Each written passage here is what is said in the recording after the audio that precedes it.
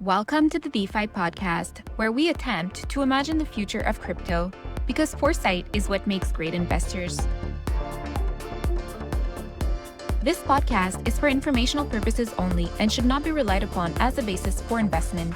All statements made by hosts or guests are strictly beliefs or point of views and are not recommendations to buy, sell, or hold any security. Hosts or guests may hold certain securities discussed in this podcast. Welcome to the DeFi podcast. Today we're speaking to Dag. Dag is an expert in machine learning, distributed systems, and blockchain tech. He's the co-founder of Moremoney and is assisting in the launch of the Dreamer Space Guild, which we will discuss today. Welcome, Dag. Welcome. Hi, guys. It's so nice to be here. I really appreciate it. Good to be back. Okay, so today we're going to be talking about the Dreamer Space Guild, which is an NFT project that all three of us are currently participating on with a bunch of other people. We're slowly building the community. But I think maybe we should open with AI and the evolution of AI in the last couple of years. And I'll just start by retelling my personal experience with it. I've been investing in the space for a number of years, and I've been paying attention to different tech, and I've been shocked quite a few times. So the first shock was AlphaGo, where DeepMind was able to create an ML AI system that started beating the best Go players on the planet, which is one of the most complex human games that had been said that would never be beaten by anyone. And that was sort of the intro to like, wow, this tech can move really, really rapidly, right? We're looking at something that is exponential in terms of the curve trajectory. It's not a linear curve. It will start by being somewhat poor to becoming expert level in a time span that we can't as humans really fathom because we think on a linear curve basis. So that was my first big shock. Then came out GPT-3, which redefined language. I'm not sure how to say this.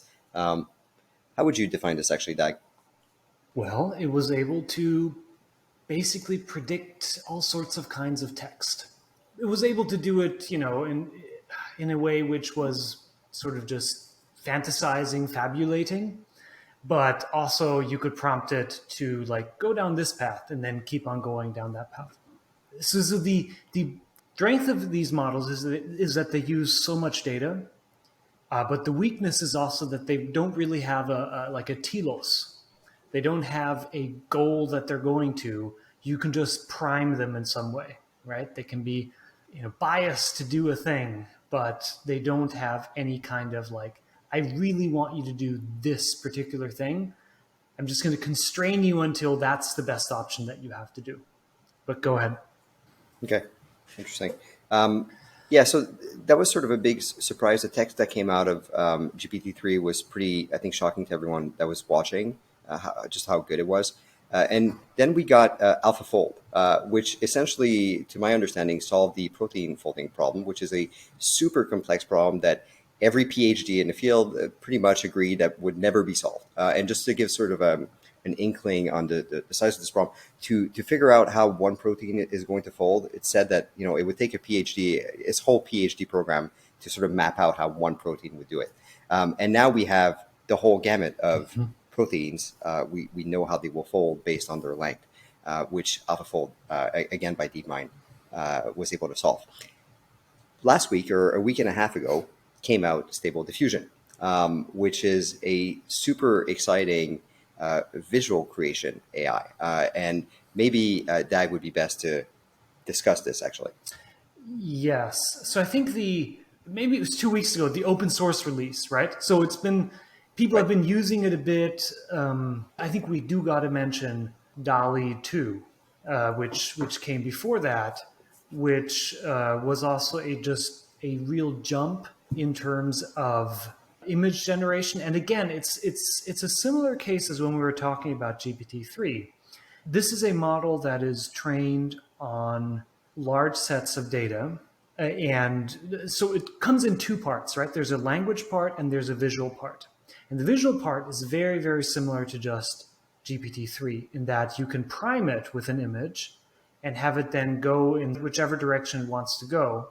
And I think all these models that you're seeing, so I think we should mention Midjourney as well, These top of the line models right now for generating images, they're all trained on a fair bit of data.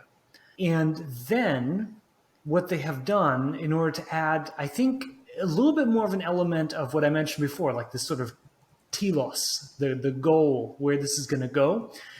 So what they have used is the second part, which is a language model to guide the image generation.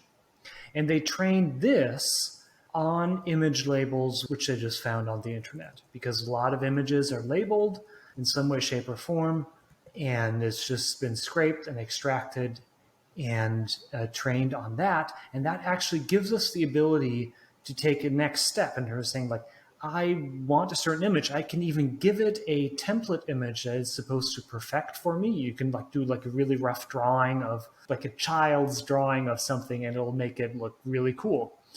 But you can also add a different modality. You can add text in and tell it, I want like an astronaut riding a horse. One of the examples that a lot of people have built who've done this in terms of machine learning. And it will come up with that. It will make that happen, and it'll do it in whatever art style you want if you give it the right kinds of prompt guides in the text. I think one thing which is really important is what you brought up, because like those 2 weeks ago, I'm not sure if that's the exact time frame, when it was open sourced, because I think this is a very, very important part of why the stable diffusion model is so very interesting, because they open sourced it, and not only did they open source it, the pre-trained model was small enough that you could run it on consumer hardware. Because a lot of the other systems, which particularly OpenAI has trained up, you kind of need at least a small mining rig, GPU, like top of the line GPU mining rig, equivalent in terms of GPUs to run these things. We're all happy that the merge has happened and GPUs are going to drop in price. But so I think this is sort of the first step in what we're seeing as a potential kind of Cambrian explosion of these models people being able to run these models on consumer hardware, and hence so many new applications becoming possible because of the size of the models, the advancement in hardware, and the models being available open source and freely. So I mentioned Cambrian explosion, and basically we really want to own our part of that. So actually, in fact, next to collaborating on Moremoney, you and I, JF, we've been looking into something in this space. In a way, I think you and I and the group that we are putting together, we have a lot of friends who are in DeFi who do pay attention to AI tech. I think we sit at the intersection of AI and blockchains. And our plan is to explore that space. So our first project that we are looking at exploring together is called the Dreamer Space Guild, which is a very cool NFT project where users are going to be able to come to our website and use their own attributes to mint their own PFP. So it's going to be part of a collection. It's going to have a look that is consistent with the rest of the world that we are creating. But you will be able to decide, do I want to have fire in it? Do I want it to be more alien? Do I want it, to be in this hue with these different attributes? So this is a first of its kind, and it's all enabled by AI. Yeah, indeed. I think it's really exciting. So this project is kind of predicated on the idea that there is definitely a fairly big there. We believe that, or at least I believe, that the impact on most forms of media is going to be relatively profound. So we're starting with static images, but there's more to come. And even just this impact on static images is considerable. We can see games, movies, music, all of these being impacted fairly soon in a variety of different ways. The cost of producing something that is truly impressive and professional looking is coming down very significantly. Hence, more things will become possible. And so we assume that something is going to happen. And we would like to somehow own a slice of that. And we're aware of the fact that it's not entirely clear what the killer app is going to be. Hence, our idea was, okay, let's start with the most obvious thing. Let's sort of allow people to kind of own their own slice of the hype, to bring together some capital and a community to jointly explore this. This is why I think it's the most obvious thing to make kind of a PFP community around this. And I think it's a really good way to start, to sort of define the space, to have something that comes out of that and that kind of moves in the right direction. I think we have like a good visual theme. We can create these images which just look very dreamy, have this kind of futuristic vibe. It is something different to get a kind of generative PFP that doesn't look as if it like a child drew it. So it has like hopefully a more expressive vibe to it, but it also is our way to build a community around this, is our way to hopefully become a seed of this Cambrian explosion. That's kind of how I look at it. It's pretty cool to think about the potential for everything else that could be built around this as a base, right? Like, so the first thing that comes to mind would be like GameFi. I think this is the perfect thing to plug in to a GameFi environment to create, at least as an interesting experiment, to create auto-generated environments, or, you know, you have more customization of your character compared to regular, you know, these games where you just kind of get your picture, or these things that, you know, it's the same image every single time and you just get a few different assets on that image. Like, you can really customize the heck out of these things. Yes, and it's going to be really interesting because what I mentioned before about like telos and constraints, it's not as clear in this case, right? Because you can do a lot, but if you're going to do a game, like how do you make sure that there's like some sort of game rules that are being obeyed by the system? So there's new edges, new interesting difficulties involved, which we're exploring. I know, for example, a friend of mine, an acquaintance who I studied with, he built a system where you basically use GPT-3 to do kind of battles between characters. Like you describe, it's called, I think, battle prompts. You describe your character, like a buffed up Pikachu versus, I don't know, Gandalf the Grey or something like that. And then you just let GPT-3 decide who wins. And he's constrained in such a way that you actually do get a winner out of this sort of boss fight between these two characters pretty easily, and you can see it in the text. But you always have this difficulty. Like with games, you often want a kind of structured component to it. You want to have some sort of encoded rules. If you want to do GameFi, you want something that people pay for, or like the ability to like my axe is going to beat your XYZ. And so it's going to be quite interesting to see how you can map that back, like integrate this sort of stunning visuals and map it back into crisp data. Like, I don't know, your health score is this, or your damage is this much if you do this. I think it's possible, and I think it will involve to some degree training fairly easily some extra models on these kind of things, or using perhaps you could do something like using the word spaces, like word embeddings, just like how far is this from, I don't know, win or lose or stuff like that. So that would be very interesting. There's also a number of and I'd be very curious to hear what people think about this, how to approach this. So I think you can do one thing where you say, we're going to try and augment existing game principles with this technology. We're going to make them much more beautiful and much more engaging in that way. But basically, we're going to use a similar, like, some sort of fantasy realm where characters fight against each other or something like that. So you can do that kind of stuff. What you also can do, and this is not an exclusive, or there can be mixtures of these, what you also can do is you can say, okay, I have this tech. What kind of new games does this enable for me? Like, what kind of new forms of interacting in a game does this enable for me? I was thinking about it, and so we have the image generation model. I think the logical next step is 3D rendering and video creation based on text prompts, the same way that you would do with Stable Diffusion or DALL-E. I think Adobe is developing a model for kind of the same thing as GPT-3 with text, except you could do it with voice. And so what do you guys think? This is a question for both of you.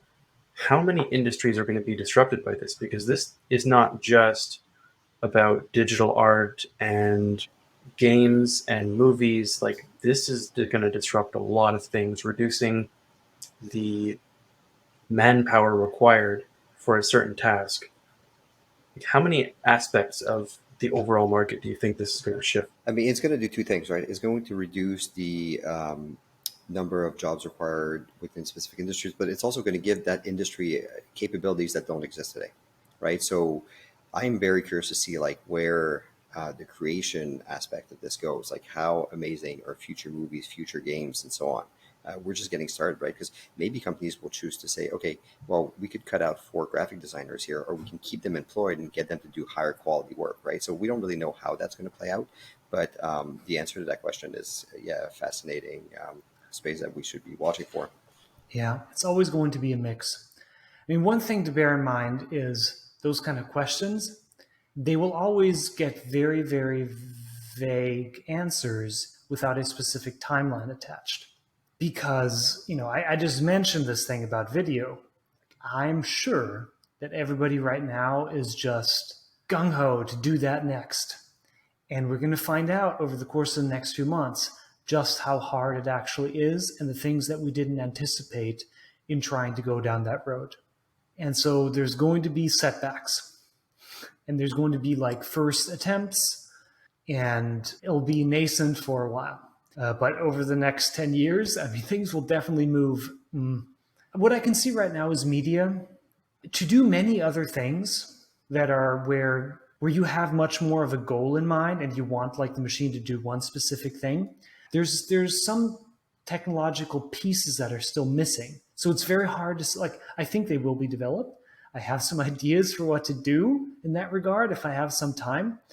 But we can't rely on, say, what would be a good field? Like, a good example of how difficult this is self-driving cars, I believe. And just how much work it has been to move that ball forward from people saying 10 years ago, oh, this is 2 years away. So some areas will be surprisingly difficult compared to what they were before. And a great indicator for whether this will be difficult or not is going to be, is there lots of data available for free on the internet doing the thing which we want the AI to do? If there is, it's not going to be that hard, which is why I'm somewhat optimistic about movies, right? There are many movies in the world. They are in databases. They're not to be scraped off the internet as much, but you can get them. You can even get the scripts or the captions for them, and you can train a model on it. There's lots of data. But for other things, I think a good litmus test for is this going to be disrupted is going to be, is there easy training data to do the thing which this industry does? Then yes. And to get beyond that, we're going to need some other kinds of tools. So great conversation. I think this is the first of many. Dag, thank you for coming on the pod. I would like to close out by saying we are going to be minting free space pets soon. That will get you a spot on the whitelist for the major mint that is going to come later. So this is a fun way to come check out the tech and play with it and be part of the community. So please follow us on Twitter where we'll be making those announcements. Please also note that Dag has very recently joined Twitter. You could be his fourth follower. Yeah, well, I'm accumulating some followers. I need to start I don't tweeting. think it will take very long for you to have any. Yes, that's something we need to discuss. But you can set up an AI model to tweet for you. Oh yes, I absolutely should. Okay, when I have the time, I'll do that. Like a GPT-3. So yes, please have a look at that. Space Pets is just going to be a great way for us to beta test the tech, so you'll get to play around with it. We'll probably ask you to just like join our Discord to get the token to access it or something like that. Be in touch with us. We'll put a link in the description, I think, for that.